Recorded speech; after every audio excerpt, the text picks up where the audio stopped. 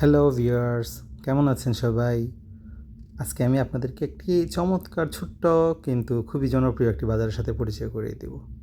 আমরা প্রতি শুক্রবার যখন নামাজ পড়তে যাই, তখন আমরা কিছু এক্সট্রা সময় হাতে নিয়ে যাই এই চমৎকার সুন্দর বাজারটি ঘুরে দেখার জন্য।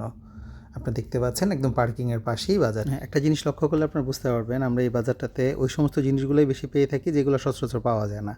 যেমন একদমই দেশীয় কিছু শাকসবজি, ধরেন আলু, পটল, সিম, লাউ, ফুলকপি, বাঁধাকপি, এবং সবচেয়ে ইন্টারেস্টিং হচ্ছে বিভিন্ন দেশীয় ফ্রুটস যেমন কাঁঠাল, জাম্বুরা, বিভিন্ন সময় আমরা সফেদা, আনার, দেন হচ্ছে আতা, এই সমস্ত ফ্রুটসগুলো এখান থেকে পেয়ে থাকি আমরা।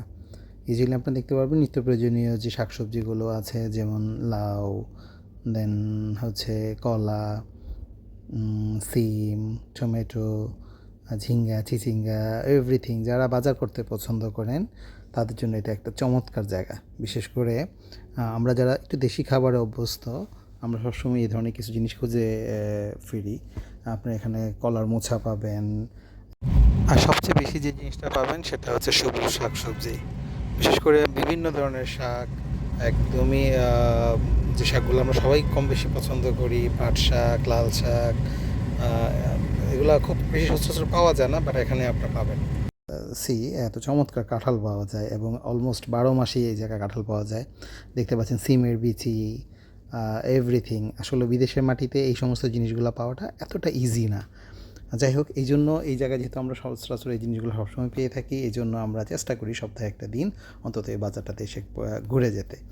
তাতে যা হয়, সময়টা চমৎকার কেটে যায়, প্লাস কিছু নিত্য প্রয়োজনীয় জিনিসও কেনা হয়ে যায়। সবচেয়ে মজার জিনিস হচ্ছে এখানে আমরা কিছু খাবারও পাই, সিঙ্গারা, সমোসা টাইপের খাবার, যেগুলো আমরা সবাই খুব পছন্দ করি। এনিওয়ে, আমাদের এই ছোট্ট বাজারটি আপনাদের কেমন লেগেছে আপনারা কমেন্টস করে জানাতে পারেন। ভালো থাকবেন, বাই।